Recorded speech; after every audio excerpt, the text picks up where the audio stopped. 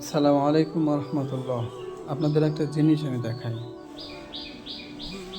যেখানে কুকুর আছে, এই পাশে যে কুকুর, এটা হলো মা আর এটা বাচ্চা। এই জায়গায় আবার দুইটা বাচ্চা আছে। তো এরা মনে করেন সারাদিন না খেয়ে থাকে ওই জায়গায়, কিন্তু এই যে দুইটা কুকুর পাতা খাচ্ছে, মরা পাতা চাবাচ্ছে ক্ষুধার তাড়নায়। এই দেখেন, মরা পাতা।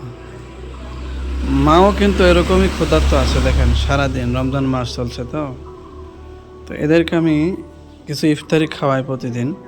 তো একটা জিনিস খেয়াল করেছি, ওটা আপনাদেরকে আমি দেখাই। এই যে তাদের জন্য কিছু খিচুড়ি নিয়ে আসছি। তো যদি খিচুড়ি আমি এই জায়গায় দিই, একটা জিনিস আপনারা দেখবেন, এই মা খেতে আসবে না। তিনটা বাচ্চা, তিনজনই আসবে, কিন্তু মা আসবে না। দেখেন, ভয় পাচ্ছে আমার দেখে। বাচ্চাদের অর্ডার দিয়ে দিয়েছে যে যা খাও। আহ আহ আহ আহ বর্তমান যুগে অনেক পিতামাতাই আছে, কিন্তু সন্তানকে এত ভালোবাসতে পারে না। দেখেন, ওই মাটা এখনও আসেনি, সন্তানকেই খাওয়াচ্ছে। এবার 3 নম্বর বাচ্চাটাও আসছে খাতে। এত ভালোবাসে একটা অবলা প্রাণী, কিন্তু আমরা মানুষ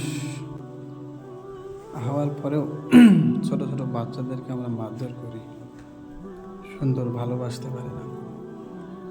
এটাই দেখানো ছিল। আসসালামু আলাইকুম রহমতুল্লাহ।